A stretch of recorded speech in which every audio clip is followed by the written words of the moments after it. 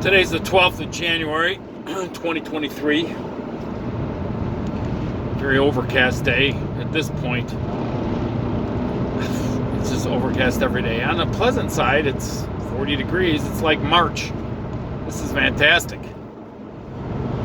It's like winter down in Tennessee. I'm loving it.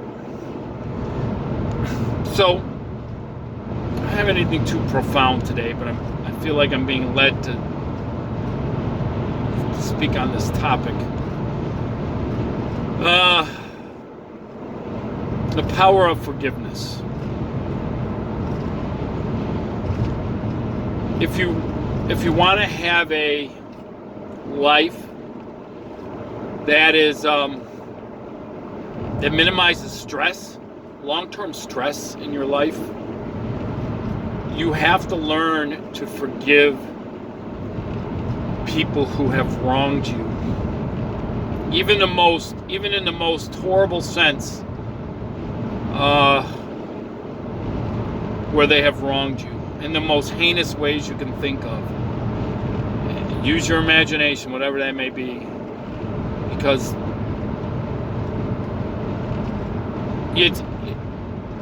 it's not your fault if you've been victimized, all right?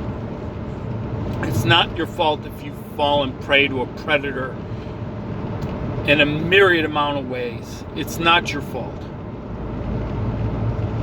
It doesn't mean either that there isn't a God, okay? But the importance and the power of forgiveness is it frees you. It frees you from bondage. It frees you from stress, long-term mental and physical manifestations of not forgiving. And look, I'm like most people, man. I've been egregiously wronged on multiple occasions. Never getting an apology. Never having someone ever come to me and say, "Hey, man, I was wrong at doing this to you. I, shouldn't have done this." But man, and some of this stuff, it has the ability to fester. And it, to coin a phrase I'm sure everybody's heard before, where they're living rent free in your mind. Well, this is like forgiving somebody is like giving an eviction notice for the space they have been occupying in your mind, in your head. And my uncle once told me, in his wise words, that forgiveness, even if the person doesn't deserve it, it frees you. It frees you from the effects of dealing with how you were wronged. And I'm speaking personally from my own experiences and people that I know. There are people I know who have not let go of things that were horrifically done to them in the past by somebody, and then they pay, they've been paying a price their entire life, and then what they do is the way it manifests in some forms is they will victimize other people for their pain and their suffering that they went through, because they feel that whatever's going on in here, I don't understand it, and I never will. But you got to be free of this kind of stuff. Now, I don't know what does it say to there's something almost divine about forgiveness, because it goes against everything that is in your nature to do, right? Right. absolutely.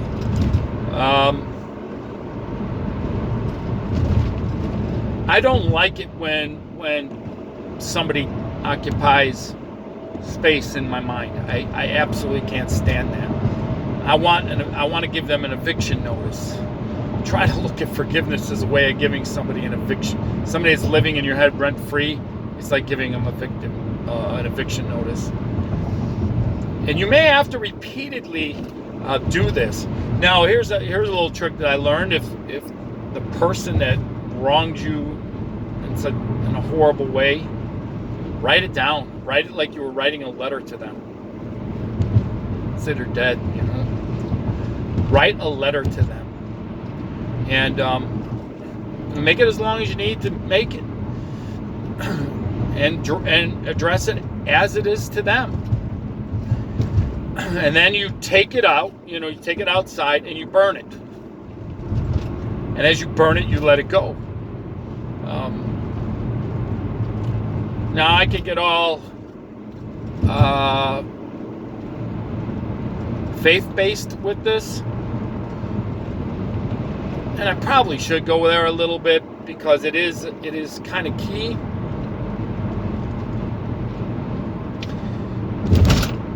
If you need God's help in a lot of these instances. You need his help. Don't be afraid to ask him.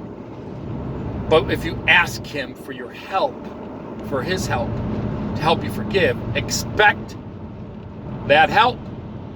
Don't just, like you're throwing a coin into a fountain, right? And making a wish, because it doesn't work like that. Faith is something that's an active thing. And God is not pleased without faith. There's no pleasing God without faith. You have to believe you're going to receive this type of thing. Now, to the unbeliever, it's nonsense, but you got to start somewhere. To you, God, Jesus, it may all be nonsense, but the truth is, he's always working behind the scene to draw you to him in a more personal way. And if you don't, and you think it's all nonsense, and you have to start somewhere, and this is a real good personal way to start, because if you got this going on, and look, sometimes you got to do it repeatedly.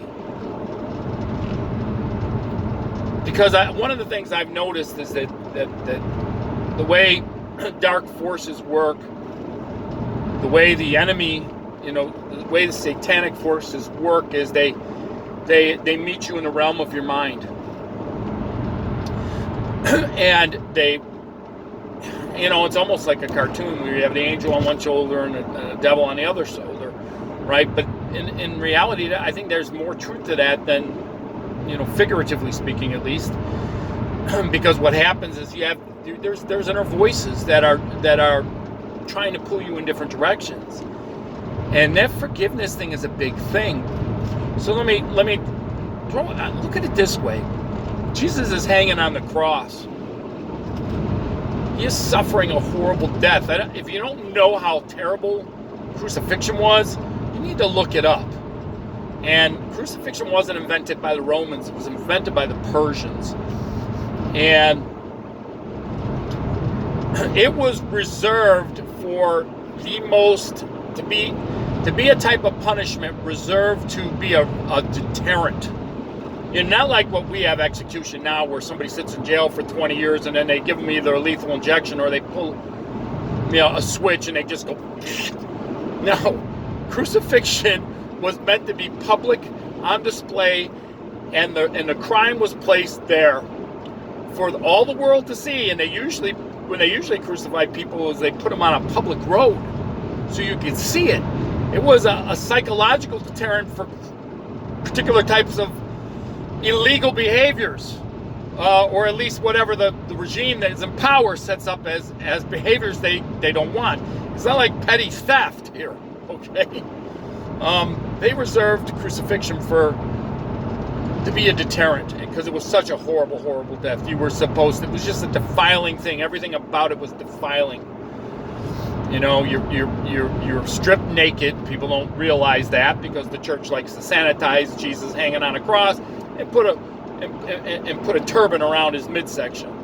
You know, no, he's hanging there completely naked. It's meant to humiliate you. It's meant to defile you in every way, shape, form. It's a horrible thing. So Jesus is hanging on the cross, and what does he say? He says, Father, forgive them. They know not what they're doing. And think about that. I don't know if I could have done that. And I question myself with a lot of things that happened to me. And you want people to pay for the wrongdoing. Look, every day,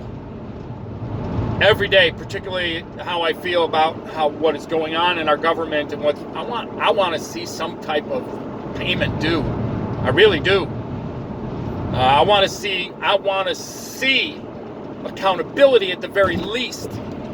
But in the back of my mind, I know that nobody will ever get away with anything. I mean, you don't. You're accountable. In the end, you don't escape the accountability of God. And that's why God says to forgive others. You know, forgive as I've forgiven you. And it's a release for the mental anguish that, you'll suffer from. And it also stops you from being vengeful. And maybe I'll cut it short. There's a verse. I have a lot of biblical verses in memory because they're applicable for life and I have a lot of them. And it's funny how you forget some of them and the Holy Spirit will bring them back to your mind. And there's one that I think of often, and I had a really good applicable. I had to use it a couple times in my life, and it was, "Vengeance is mine, saith the Lord; I will repay." You're not supposed to be vengeful. You're not supposed to take out revenge. This isn't saying that a death penalty by established governments is wrong, because, like it or not, the way authority works and the way things are put in place for governmental authorities, they have the right to do that by laws. Okay, so I'm not anti-capital punishment here.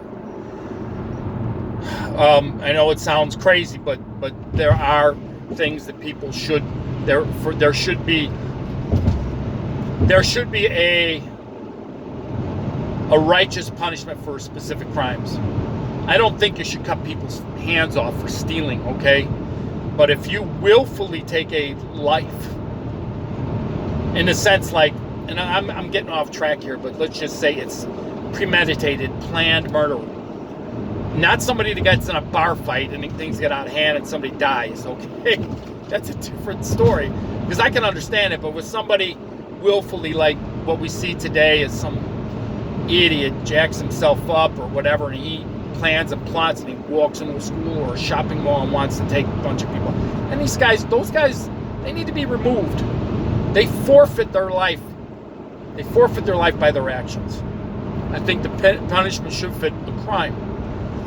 I think that should be, for molesting children, I think that should be done. And I'll give you something to think about before I really get off track here. Jesus said it would be better for somebody who harms a child to have a millstone put around their neck and dropped into the deepest part of the ocean. Millstone meaning, if you don't know what a millstone was, it was a giant stone where they ground wheat into flour, right? And they usually put an ox behind that thing, and it just old-fashioned water wheels were milling stones where the water turned and it had gears and it had big stone grinding against stone.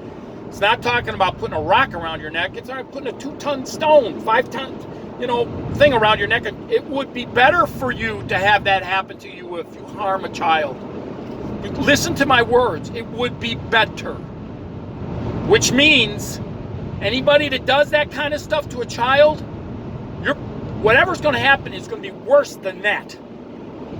And the application to that in that ancient world must have had a lot more meaning than it does today. Drowning and having something really heavy around your neck to drown you in a deep way. There's probably a cultural aspect that we're missing today that might make it even more horrific than it just seems to be. But anyway, I've had a very good life lesson with the vengeance is mine, saith the Lord. I've learned from that, and I've had to repeat that to myself when I wanted to take revenge on somebody for some stupid stuff. I got a really good testimony with that. Maybe one of these days I'll share it if I haven't done it already. At this point, I don't even remember what I share or what I don't share. But I felt led that somebody needs to hear this. There is power in forgiveness. So as we go into the new year, let's end it on this note. We're in the middle of January, and I'm sure somebody did something stupid to you last year. On a personal note. Somebody, I don't care if it was family, I don't care who it was. Look, and forgiving people doesn't mean you have to be their best friend. You know, does that make sense? You don't have to be their best friend anymore. And even if they're family, you can keep them at arm's length. I mean, it doesn't require you to be their best friend. You have the right to walk away from anybody that you have deemed harmful to your well-being. You don't have to hang around them. You know, you're just doing yourself. You're not doing yourself any favors for that. But it means forgiving somebody means you release them of the debt that they owe you. That's basically what that is. In a biblical sense, that's what it means. You are releasing somebody of the debt that they owe. And forgiving, you know, it's and I'm not saying that you weren't rightfully wronged, but man, you can't have them occupying. You know, look, you've got a lot of things going on every day. Every new year brings more nonsense. You can't keep bringing the baggage from the following year with. And interpersonal relationships with human beings can be difficult, as we all know. So there's power in forgiveness. Remember that if you're walking away, I mean, we're going into a new year with, you know, at this point, all years come together to me, and every year's got its challenges, and I don't think one's any better than the other.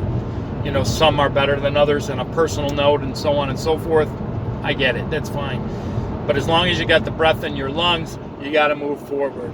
So forgive the wrongdoings that people have wronged you in the past. From at least start with last year. Don't let it carry over to this year.